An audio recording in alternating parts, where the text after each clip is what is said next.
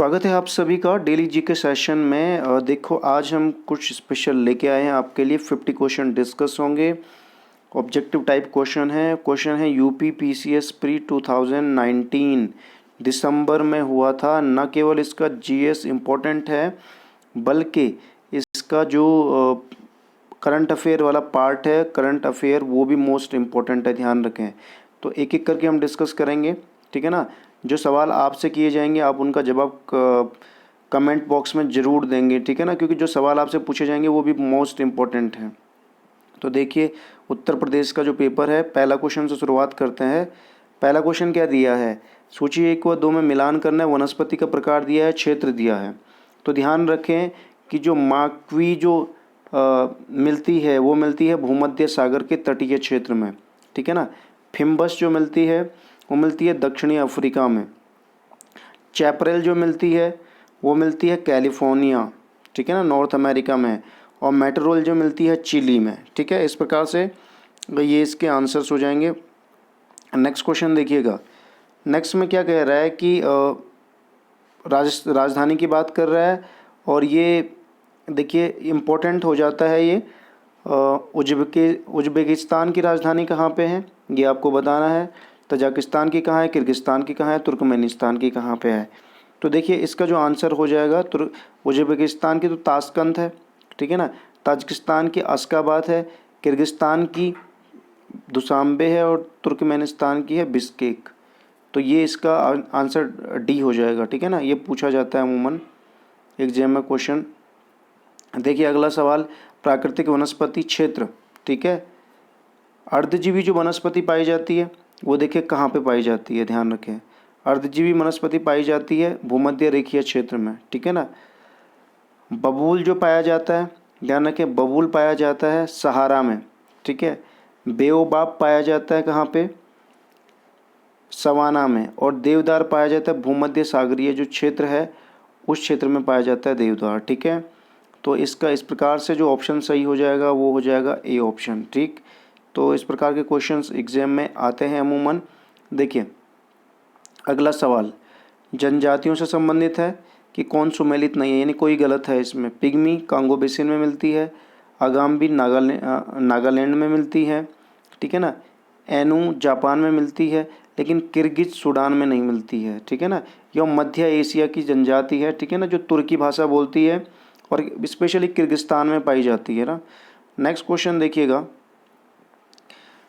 कथन के बारे में बताना है। पहला कथन है हिंद महासागर कई बड़ी शक्तियों का सैन्य अड्डा बन गया है। बिल्कुल, काफ़ी इसमें वार चल रहा है। नेक्स्ट, हिंद महासागर से निकटवर्ती देशों को बहुत भौगोलिक राजनीतिक लाभ है, ठीक है ना। जिनको भौगोलिक राजनीतिक लाभ है ये कहा गया है इसमें। तो इसका जो आंसर हो जाएगा, ध्यान दें, इसका आंसर हो जाएगा फर्स्ट।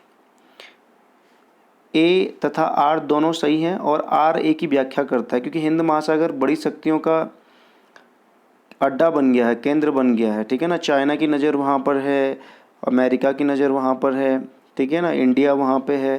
तो ये ध्यान रखें, ये काफ़ी महत्वपूर्ण हो जाता है। ये ऑप्शन सही होगा इसका। मध्य भारत में स्थित पहाड़ियों का पश्चिम से पूर्व, यानी वेस्ट से ईस्ट की तरफ बोल रहे हैं, ठीक है ना, वेस्ट से ईस्ट की तरफ। तो ध्यान रखें, जब इनमें जो सबसे वेस्ट में होगी सतपुड़ा होगी, फिर महादेव होगी, फिर मैकाल होगी, और फिर छोटा नागपुर प्लेटो, ध्यान रखें। तो ये एग्जाम में पूछे जाते हैं। नेक्स्ट क्वेश्चन देखिएगा, कथन के बारे में है। भारत में सर्वाधिक सघनता वाला भूकंपीय क्षेत्र हिमालय क्षेत्र में स्थित है। बिल्कुल बिल्कुल हिमालय क्षेत्र में स्थित है।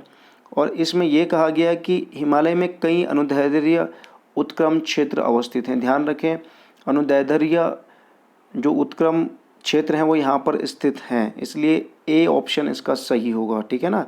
ए ऑप्शन सही होगा, इसी वजह से यहाँ पे भूकंप आते हैं, ठीक। नेक्स्ट क्वेश्चन की तरफ बढ़ते हैं। अगला क्वेश्चन देखिएगा, मणिपुर पहाड़ियों से घिरा इम्फाल बेसिन किसका उदाहरण है। तो ध्यान रखना है, यह है सरोवरीय मैदान का उदाहरण, ठीक है ना, इम्फाल बेसिन। नेक्स्ट क्वेश्चन देखिएगा, निम्नलिखित नदियों में से कौन सा अपने भ्रंश घाटी प्रवाह के लिए प्रसिद्ध है। तो ध्यान रखें, जो नदियां हैं वो हैं दामोदर, नर्मदा और ताप्ती। तो दामोदर इसका सही ऑप्शन होगा, ठीक है ना। आपको ये बताना है कि चंबल नदी कहाँ बहती है, किस राज्य में बहती है, आपको ये बताना है। नेक्स्ट क्वेश्चन देखिएगा, निम्नलिखित प्राकृतिक प्रदेशों में से किसे बड़े शिकारों की भूमि कहा जाता है। ध्यान रहे, बड़े शिकारों की भूमि किसे कहा जाता है, काफ़ी महत्वपूर्ण है एग्जाम के पॉइंट ऑफ व्यू। तो बड़े शिकारों की जो भूमि कहा जाता है वो कहा जाता है उष्णकटिबंधीय सवाना प्रदेश को, ठीक है ना। अ लैंड ऑफ सफारी भी कहा जाता है इसे, अ लैंड ऑफ सफारी भी कहा जाता है, उष्णकटिबंधीय सवाना प्रदेश। सवाना पता है आपको, सवाना कहाँ पाया जाता है, इसका आंसर दें, सवाना घास के मैदान।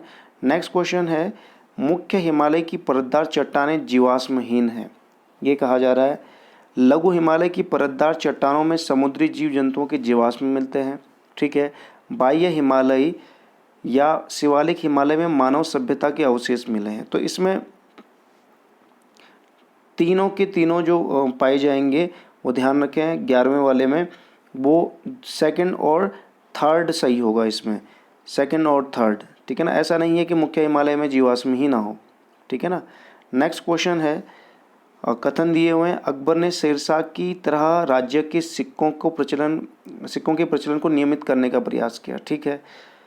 शेरशाह की मुद्रा पद्धति के समान अकबर के समय का ताम्र का प्रमुख सिक्का दाम था।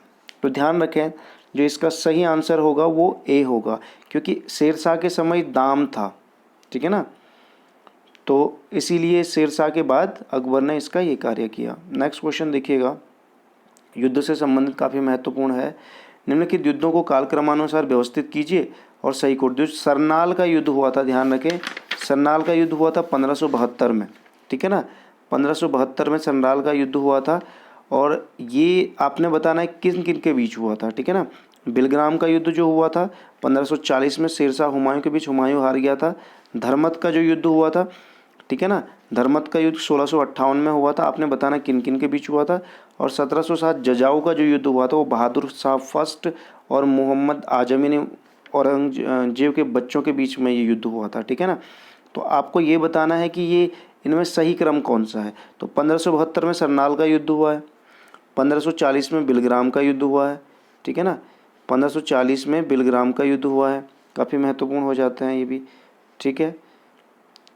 और इसके बाद देखिए ध्यान, 1658 में धर्मत का युद्ध हुआ है, और जजाऊ का जो युद्ध हुआ है 1707 में। तो सबसे पहले कौन सा हुआ है, कालक्रम के अनुसार है तो सबसे पहले हुआ है बिलग्राम का युद्ध, सेकंड ऑप्शन पहले आएगा। फिर 1572 आएगा सरनाल का युद्ध, तो सेकंड, फर्स्ट, थर्ड, फोर्थ, ये ऑप्शन सही होगा। इसका जो है पहला वाला जो ऑप्शन होगा इसका सही होगा 13वें का, ठीक। अगले क्वेश्चन की तरफ बढ़ते हैं। काफ़ी महत्वपूर्ण प्रश्न है ये, आगामी कंपटीशन के पॉइंट ऑफ व्यू, इन्हें नज़रअंदाज नहीं करना है। एक एक फैक्ट भी बन सकता है इसमें, तो खैर मैच द फॉलोइंग और स्टेटमेंट काफ़ी है, लेकिन इनसे क्वेश्चन बन सकते हैं। हठ योग नाथपंथियों द्वारा अपनाया जाता था, बिल्कुल अपनाया जाता था हठ योग नाथपंथियों के द्वारा, ठीक है ना। हठ योग क्रिया को सूफी संतों ने भी अपनाया, तो ध्यान रखें हठ योग नाथपंथियों ने तो अपनाया ही अपनाया था, लेकिन सूफी संतों ने भी अपनाया इसे, तो सी ऑप्शन इसका सही होगा। नेक्स्ट क्वेश्चन देखिएगा, एकता प्रथा की विशिष्टता व्यक्त नहीं करता है, ठीक है ना। तो ध्यान रखें, एकता प्रथा क्या है, एक राजस्व एकत्रित करने की व्यवस्था थी। सियासतनामा एकता व्यवस्था की जानकारी का स्रोत था। एकता से एकत्रित राजस्व सीधा सुल्तान के खाते में नहीं जाती थी, सीधे नहीं जाती थी, अप्रत्यक्ष रूप से जाती थी, ठीक है ना। और डी भी सही है कि मुक्ति को एकता से एकत्रित राजस्व से सेना रखने पड़ते थे, ठीक है ना।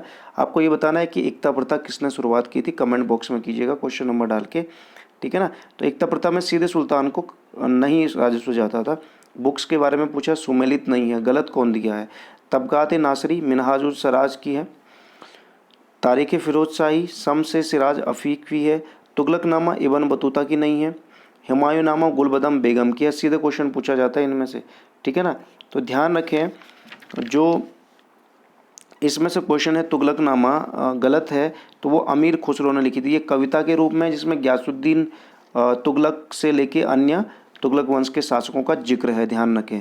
तुगलकनामा एक कविता रूप में है, अमीर खुसरो ने इसे लिखा, ध्यान रखें, अमीर खुसरो के द्वारा यह लिखा गया था, ठीक है ना। नेक्स्ट क्वेश्चन देखिएगा, नेटिव मैरिज एक्ट किस वर्ष पारित किया गया था। ध्यान रखें, नेटिव मैरिज एक्ट क्यों पास किया गया था, बाल विवाह को रोकने के लिए, ठीक है। और यह पारित किया गया था 1872 में। ये क्वेश्चन अमूमन पूछा जाता है। आपने ये बताना है कि नेटिव एज एक्ट में कितने वर्ष से कम आयु के बच्चियों का जो शादी है, कन्याओं का शादी को वर्जित कर दिया गया था। कमेंट में ज़रूर कीजिएगा, ठीक है ना। नेक्स्ट क्वेश्चन देखिएगा, आंदोलन दिया है, वर्ष दिया है, तो हमें सही मिलाना है। तो ध्यान रखें, जो पाबना विद्रोह हुआ था वो कब हुआ था। सबसे पहले तो इसमें ध्यान रखें कि जो संथाल विद्रोह है नॉर्मली जो पूछा जाता है 1855-56 में हुआ था संथाल विद्रोह, ठीक है ना। सिद्धू और कान्हू इसके नेता थे, ठीक है ना।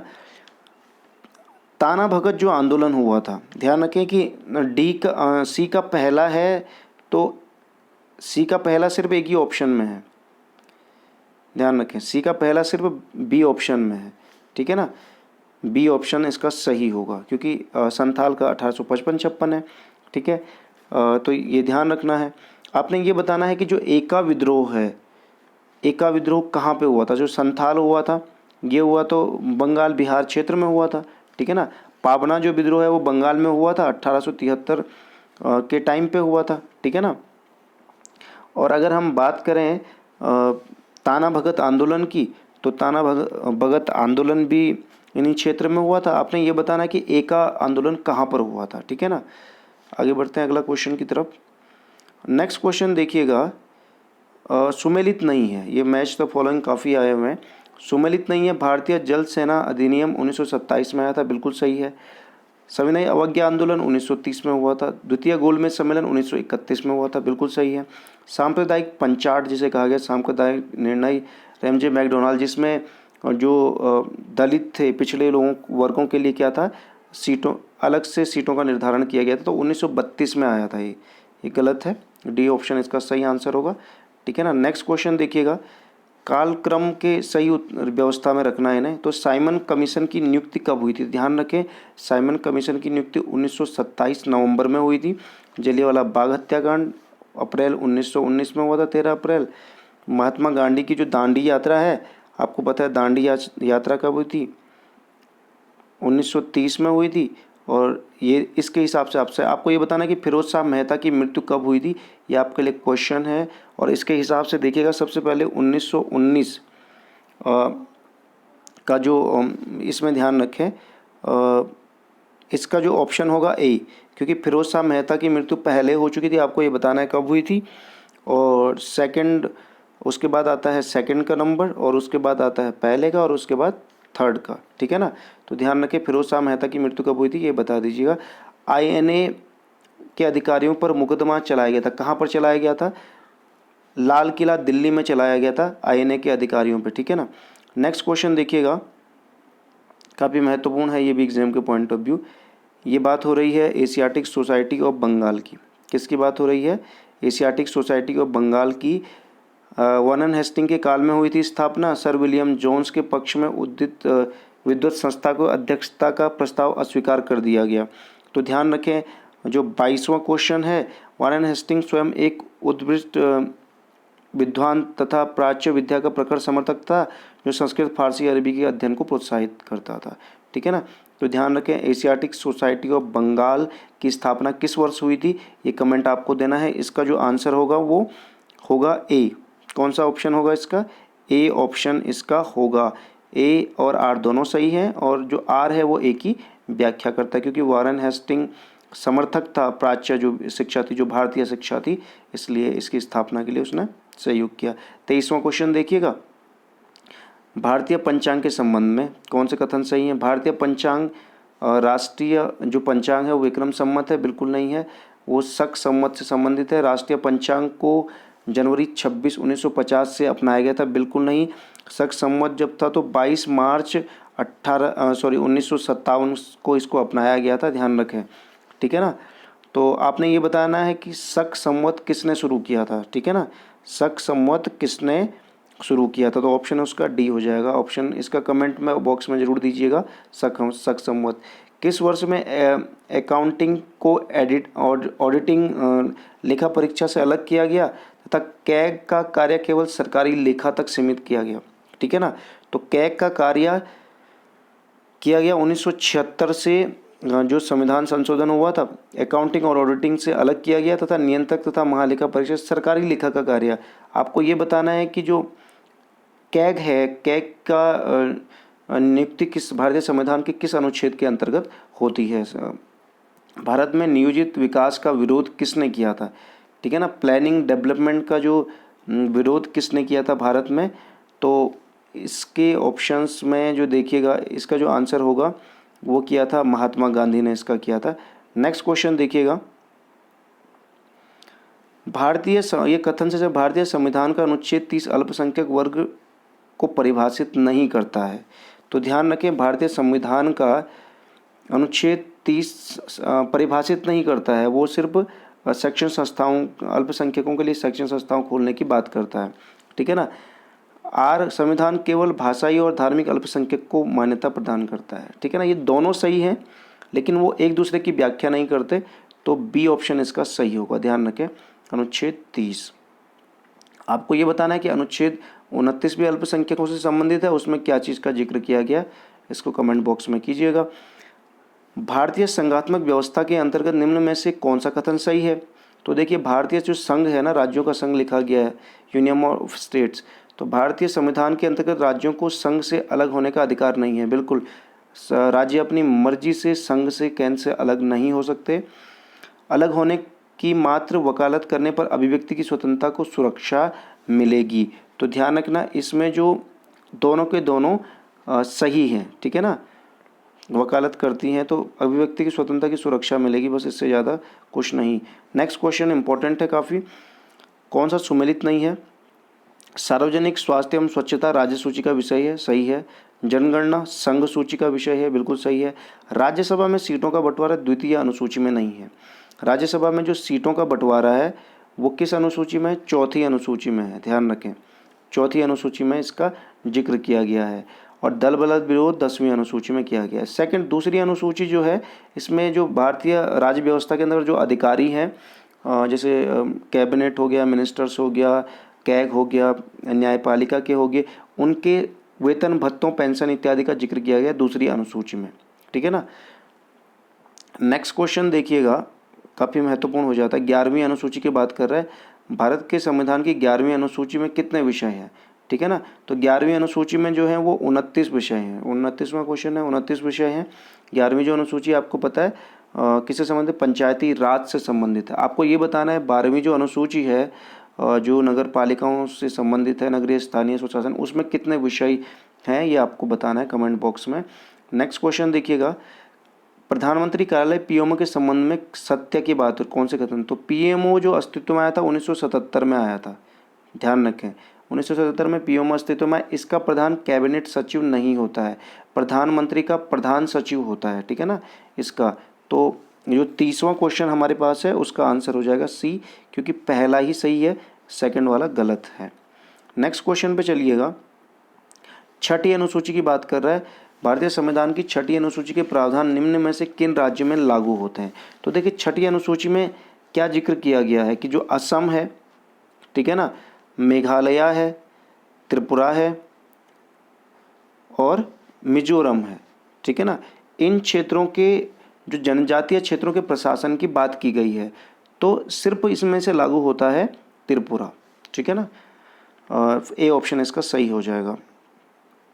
नेक्स्ट क्वेश्चन देखिए, बंदी प्रत्यक्षीकरण, to have the body of परमादेश वी कमांड प्रतिषेध टू बी सर्टिफाइड, ये इसका आंसर होगा 32 का सी, क्योंकि ये गलत दिया है प्रतिषेध का टू बी सर्टिफाइड। अधिकार परीक्षा वाई बाई व्हाट अथॉरिटी, ठीक है ना। आपको ये बताना है ये सभी के सभी भारतीय संविधान के किस अनुच्छेद में वर्णित हैं, ठीक है ना। बंदी प्रत्यक्षीकरण, परमादेश, प्रतिषेध, अधिकार परीक्षा, ठीक है ना। धन विधेयक भारतीय संविधान के किस अनुच्छेद में परिभाषित किया गया है, तो अनुच्छेद 110 में परिभाषित किया गया है। अब करंट अफेयर देखिए, ये बहुत इंपॉर्टेंट है क्योंकि 19 का ही है, साल भर भी नहीं हुआ है, अभी 6 महीना हो रहा है। सितंबर 2019 में प्रधानमंत्री मोदी द्वारा उद्घाटित सीमा पार तेल, ध्यान रखें, क्रॉस बॉर्डर पाइपलाइन निम्न में से किन दो शहरों को जोड़ती है। तो ध्यान रखें, मोतीहारी ये जोड़ती है, मोतीहारी और आमलेखगंज। ध्यान रखें, आपको ये बताना है कि मोतिहारी तो आपको पता है बिहार में है, आमलेखगंज कहाँ स्थित है आपको ये बताना है। नेक्स्ट क्वेश्चन देखिएगा, यूनेस्को विश्व धरोहर समिति द्वारा इसके किस शहर में संपन्न हुए 43वें सत्र में जयपुर को विश्व धरोहर सूची के रूप में शामिल किया गया है? तो ध्यान रखें ये किया गया है, ध्यान रखें काफ़ी इंपॉर्टेंट है, ये किया है बाकू, अजरबैजान की जो राजधानी है बाकू, वहाँ पर किया गया है। आपको ये भी बताना है कि जयपुर को किस वर्ष यूनेस्को द्वारा विश्व धरोहर सूची में शामिल किया गया है, काफ़ी इंपॉर्टेंट है ये भी एग्जाम के पॉइंट ऑफ व्यू। अगला क्वेश्चन, आईएमएफ के नवनियुक्त प्रबंध निदेशक क्रिश्चियन लेगार्ड हैं, काफ़ी बार ये क्वेश्चन पूछा जा रहा है लगातार। भारत सरकार द्वारा अक्टूबर 10, 2019 को प्रतिभाशाली बच्चों के कौशल समृद्धि को प्रोत्साहन हेतु प्रारंभ की गई राष्ट्रीय कार्यक्रम है वो है ध्रुव, DHRUV, ध्रुव किया गया है। ध्रुव की आपको बताना है फुल फॉर्म क्या है, ध्रुव की फुल फॉर्म इसे बता दीजिए।